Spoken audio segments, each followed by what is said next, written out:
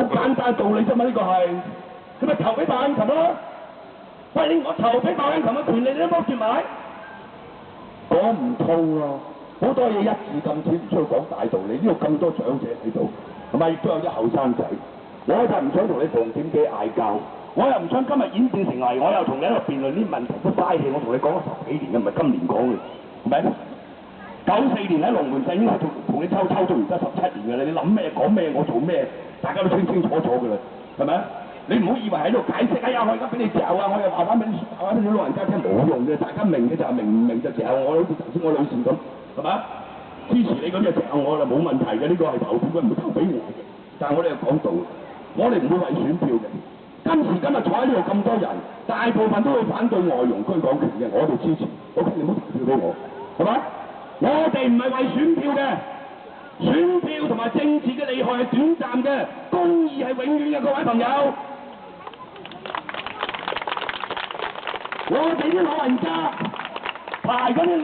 護養院、安老院宿位，加埋1年死4000幾個，3年加500個位，我哋啲立法會議員做咗啲咩啊？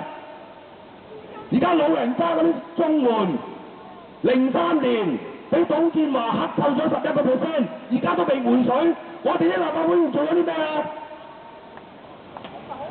而家貧富懸殊咁樣，我哋喺呢個區嗱，早2日我同阿基雖然係放緊假，我哋2個都有份去參加一個閉門會議，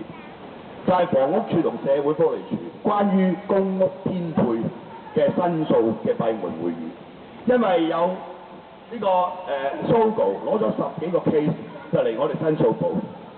就即係啲老人家啦，或者單親媽咪咧配公屋嘅問題嚟申訴，咁我哋就要求嗱嗰次咧就係呢個阿哥做召集人嘅，嗰日朝頭早佢都有嚟，不過遲咗，但係佢係召集人，咁啊佢係好清楚呢啲 case 嘅，咁我當時咧我又抽下機水，我話嗱呢啲咁嘅撇配屋嘅問題咧，即係基哥都有啲責任。當時咪淨係基哥喎，李永達喎，我喎，李慧瓊喎，4個人我開呢個閉門會議喎。李永達同阿基都做過房委會委員嘅喎，公屋政策你有份定嘅喎，係咪？搞到今時今日啲編配公屋咁樣一劈屎咁，你有冇責任咧？李永達同阿基哥，咁啊基哥我都無能為力㗎啦，係咪？李永達仲結，而家係立法會房屋事務委員會主席添，做咗啲咩咧？係咪？政府我嗰日喺個會裏邊講，